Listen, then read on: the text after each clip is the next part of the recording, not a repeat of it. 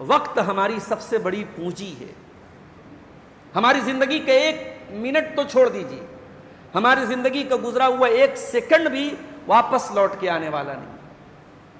یہی وجہ ہے کہ جب قیامت کے جنت اور جہنم کا فیصلہ ہوگا اور جہنمی جب جہنم میں جائیں گے تو جہنمیوں کے اوپر جو حجت تمام ہوگی اللہ تعالیٰ کی، یعنی کوئی ایکسکیوز کرنے کا موقع جو جہنمیوں کے پاس نہیں رہے گا، تو وہ اسی ٹائم کی بنیاد پر رہے گا. اسی ٹائم اور وقت کو اللہ تعالیٰ حجت بنائے.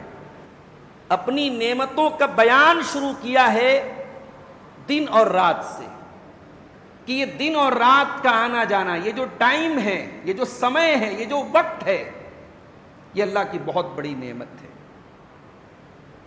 اللہ نے رات اور دن کو بنایا. رات جاتی ہے دن آتا ہے، دن جاتا ہے رات آتی ہے. کیوں بنایا؟ اللہ نے اس لیے بنایا تاکہ تم اللہ کو یاد کرو، نصیحت حاصل کرو یا شکر گزار بن جاؤ. تمہارے اندر ذکر یا شکر کا جذبہ پیدا ہو جائے. اس لیے اللہ تعالیٰ نے یہ وقت بنایا، یہ ٹائم بنایا.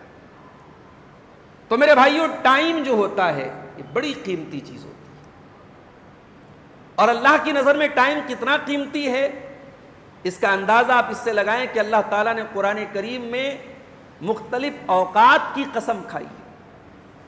کہیں فرمایا والفجر، فجر کی قسم، فرمایا والعصر، عصر کی قسم، کہیں فرمایا والضحیٰ واللیل اذا سجا، قسم ہے چاشت کے وقت کی.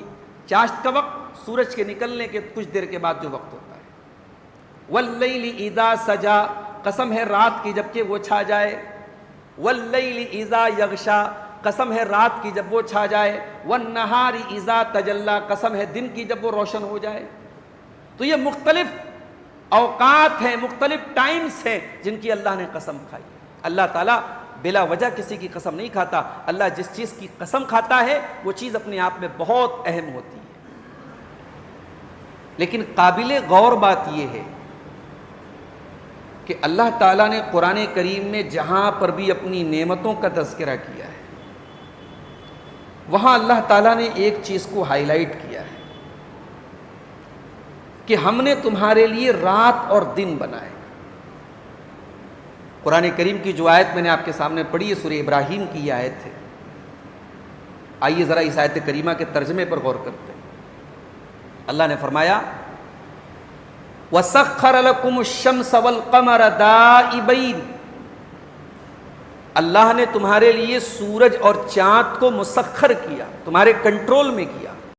وقت ہماری سب سے بڑی پونجی